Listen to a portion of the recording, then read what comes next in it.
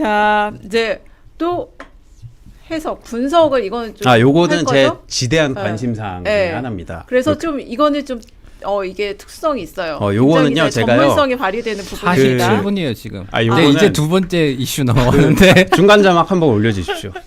요거는요, 제가 굉장히 관심사항 중에 하나예요. 네, 전 박주민 캠프에 의원, 네. 제가 저기 장성철 뉴스명당 나가서 네. 박주민을 언급하면요, 그 박주민 캠프에서 많은 관계자분들이 전화를 주셔서 아, 그래요? 이슈 전파사는 안 봐요?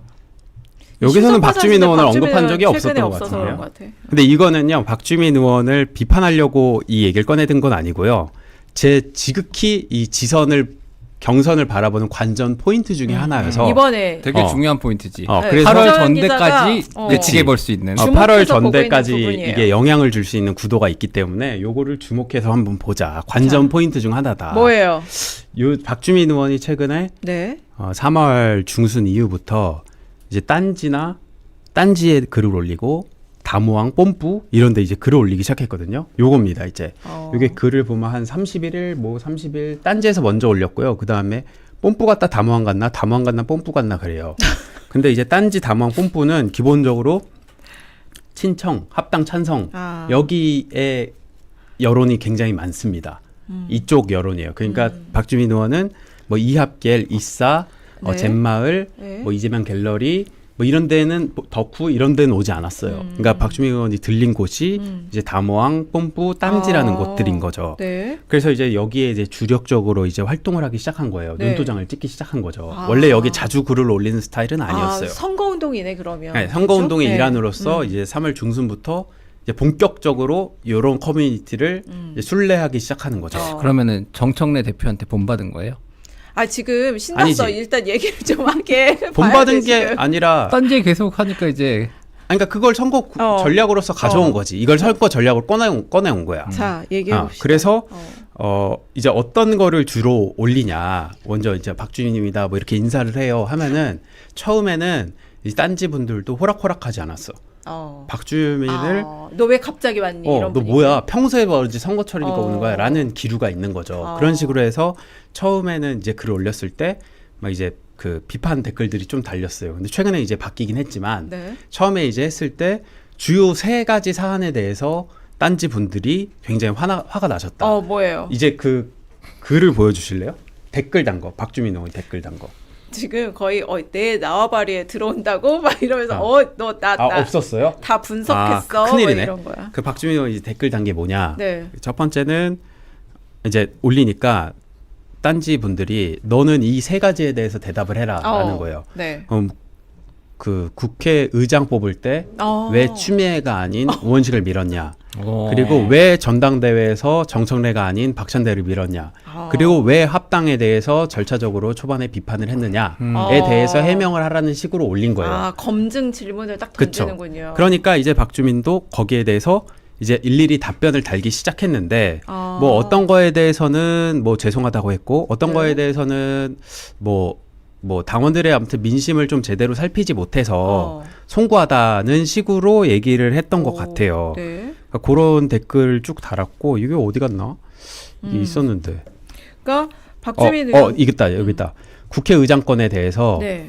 그때도 지금도 우원식 의장, 추미애 의원님 모두 훌륭하신 분들이라고 생각합니다. 우 의원님은 민생, 추 위원장님 개혁 모두 국회의장으로서 손색 없는 분들이십니다. 뭐 쭈쭈쭈쭈 하면서 설명하지 못했던 것 죄송합니다. 당대표 선거에 대해서는 쭉쭉쭉쭉 비판 달게 듣겠습니다. 라고 하고 합당 관련해서는 당원 지지자분들은 얼마나 답답하셨을지 송구합니다. 라고 했고 제 결정과 생각이 다른 분들이 계신다는 건 압니다. 이해합니다. 앞으로 더 깊게 고민 결정하겠습니다. 요게 초반에 올렸던 거예요. 요게 초반에 한 3월 얼마 안 됐을 때 올렸고 이거 전략적으로 간 거네요. 그쵸. 그 다음부터는 박주민 관련 우호 글을 올리는 글도 굉장히 늘어났고요. 이걸 분석을 하려고 하다가 품이 너무 많이 들어서 못했는데 어쨌거나 좀 반응이 딴지 게시판이 좀 넘어오기 시작했어요. 그럼 왜 이러는 건가 박주민 의원은? 왜 이러는 건가? 거기가 표가 더 많다고 보는 거죠. 거기에 이제 표를 먹으러 간 거죠. 그러니까 그때 저 그 뭐였죠? 요 세모한 거 나머지 네. 다 동그라미 했을 때 김어준이 사과해야 된다. 네. 그치. 사과해야 되냐고 공소 취소 거래서 보냐라고 물었을 때 다들 동그라미일 때 혼자만 이렇게 했잖아요. 네. 그렇죠. 네. 네, 그때부터 시작이 된 건데, 아. 그러니까 기존에 어쨌거나 지금 당원 구도가 갈라져 있는 건 사실이고, 그 이른바 딴지로 대표되는 당원들이 굉장히 많은 것도 사실이거든요. 그렇기 때문에 경선 구도에서 박주민 의원은 일단 불리하다 보니까 이 구도가 짜진 거에서 여길 먼저 먹고 가는 게 유리하다고 판단했을 수 있을 것 같아요. 그러다 보니까 여기 이제 순례를 하는 거죠. 쭉쭉쭉쭉 잠식해 나가는 거예요. 그런 그게 깔린 거 아니겠는가 전략이라는 생각이 드는 거죠. 사실 뭐 저도 그 생각을 좀 하긴 했는데 이제 거기를 이제 딴지를 적극적으로 공략하는 지금 후보는 없어요. 혼자서 그걸 하고 있는 거잖아요. 그럼 그렇죠. 거기가 무주공산이잖아요. 그러면 여기에 파워를 경선 결과가 나오면은 어느 정도는 좀 이제 실감해 볼 수 있을 것이고. 그래서 주목을 한 거예요? 그리고 지난 전대에서 어쨌거나 딴지가 정청래 대표를 당대표를 만들었다고 해도 과언이 아니라고 보거든요. 그러면서 딴지가 민주당 내에서 어떤 커뮤니티의 중심으로 자리 잡았는데 여전히 유효할 것인가에 대한 제 그 생각이 있어요. 언제까지 유효할 것인가. 그러면은 딴지는 고관여잖아요. 고관여 그 민주당 지지자들이 많은 곳인데 이분들이 원래는 정원호도 좋아했단 말이에요. 그러니까 정원호와 박주민에 있어서 둘 다 좋아했지만 정원호를 좋아하는 쪽이 제가 봤을 때 더 많았어요. 그러니까 이게 쟁점이 되지 않았어요. 정원호와 아하. 박주민은 쟁점이 아니었어요. 근데 아하. 어느 순간 쟁점화됐고 그거를 박주민 의원은 적극적으로 이쪽을 활용하는 거지. 그래서 이제 근데 대체적인 여론조사에서는 정원호가 우세인 상황이에요. 네. 민주당 지지층 네. 중에. 근데 과연 이 딴지 계열의 딴지 담호왕 뭐 뽐뿌 여기서 움직이면 이 구도는 어떻게 변하게 될까? 그러니까 현재까지는 그게 굉장히 궁금한 포인트인 거죠. 그러네요. 네. 그래서 이게 서서히 사실 올라오고 있긴 해요. 그치. 그래서 지난해 MBC에서 2번 했거든요. 네. 그러니까 지난해 12월 말에 한 게 있고요. 2월 중순에 한 게 있어요. 둘 다 800샘플인데 1차 조사에서는 민주당에서 정원호 박주민이 38대 14였어요. 그리고 2월에는 46대 18.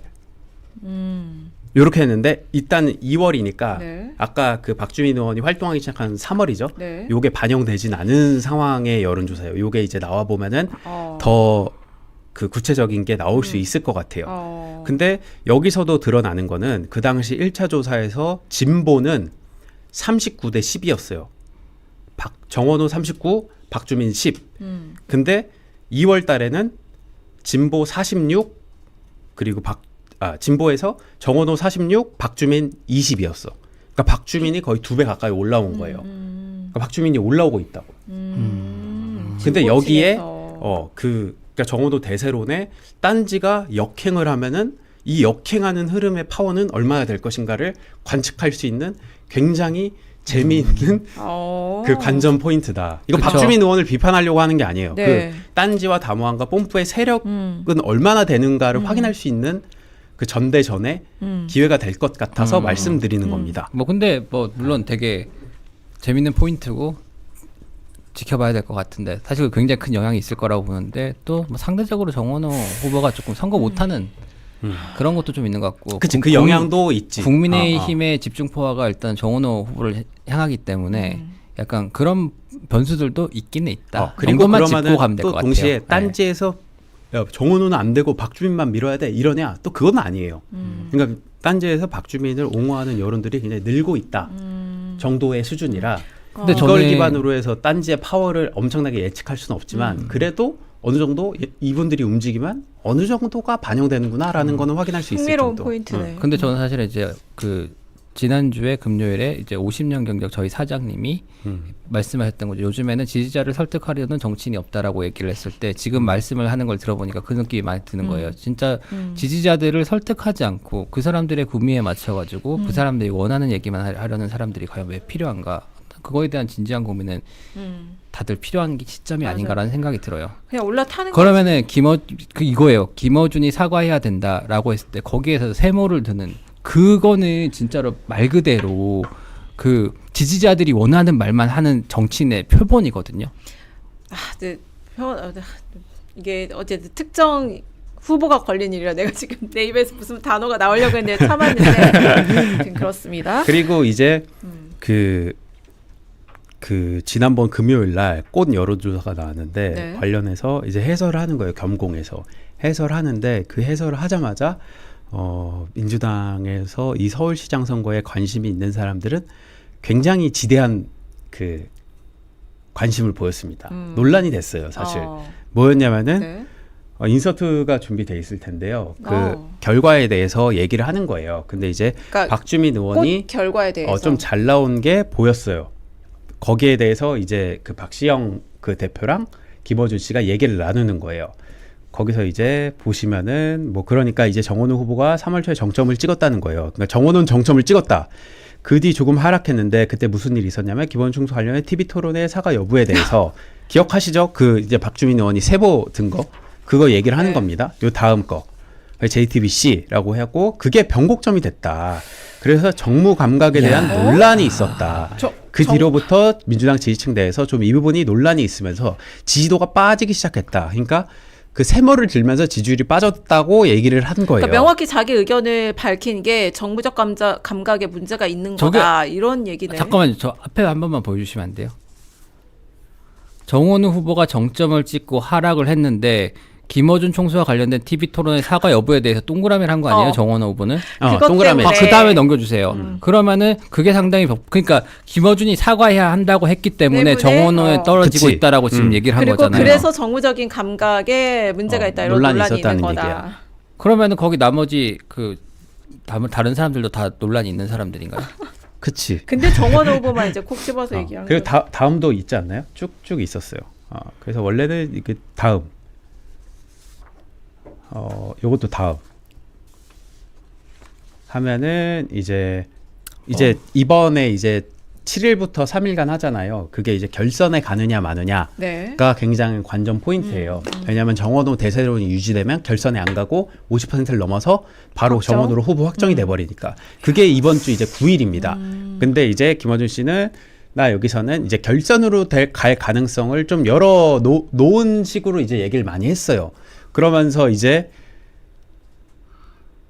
정원호 후보를 빨리 결정해서 본선에 데뷔시키는 게 좋겠다 이런 의견이 우세했는데 여러 이제 검증 공세들이 있으면서 그렇다면 한 번 더 결선 투표 가보는 게 낫지 않나 이런 생각을 가진 분들이 좀 더 늘어나는 것 같다라고 이제 얘기를 계속 하는 거예요. 그러니까 이날 방송에 있어서 민주당 사람들이 이 서울시장 후보에 관심 있었던 사람들은 그러니까 정원호에 대해서는 굉장히 부정적인 얘기를 하면서 정원호에 대한 평가절하하면서 박주민에 대해서 굉장히 긍정적으로 얘기했다고 사람들은 이제 생각을 했기 때문에 그게 논란이 돼서 그 다음에 이해식 의원이 올려주신 것도 보여주실래요?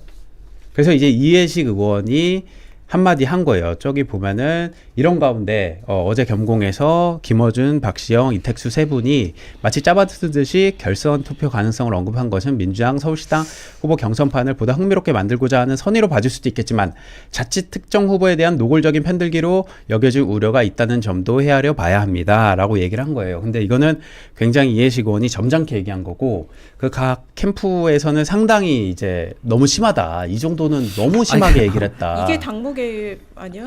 나는 이게 당무 개입이야. 아니 근데 저는 되게 라는 얘기를 했어요. 황당하게 느껴지는 지점은 그거예요. 어떻게 당사자가 있는 데서 그 당사자를 칭찬하는 얘기를 이런 식으로 그러니까 예를 들면은 뭐 그러니까 김어준에 대한 비판을 해서 지금 이렇게 선거 판도의 변화가 그거를 생긴 거야. 김어준 그 씨가 얘기를 김어준 있는데도 씨 앞에서 얘기하는 거잖아. 그거 나는 약간 사과도 안 하면서 나는 그게 되게 이상해요. 저는 그게 되게 이상해요. 그 감성이 잘 이해가 이거 안 돼요. 여론조 떨어졌는데 이거 너 때문이래. 너의 영향력 때문이래. 이런 거라는 게 어색하다는 거지. 너무 그래. 이상해요. 그러니까 근데 아무튼 앞으로 어떻게 굴러갈지 전개될지 과연 결선을 갈지 그러니까 가지 않을지 되게 궁금한 포인트 중에 하나의 이런 요소들이 등장했다. 전공 원래 이렇게 노골적으로 말해요? 이렇게까지는 안 해요. 근데 그날이 유독 좀 약간 심했어요. 저도 듣다가 이거는 정호성에 대해서는 한마디도 좋은 말도 안 해주고 박주민에 대해서만 좋은 말을 해주는구나 라고 느껴서 좀 이상하다고 생각해서 좀 취재를 해봤더니 저만 그렇게 느꼈던 건 아니더라고요.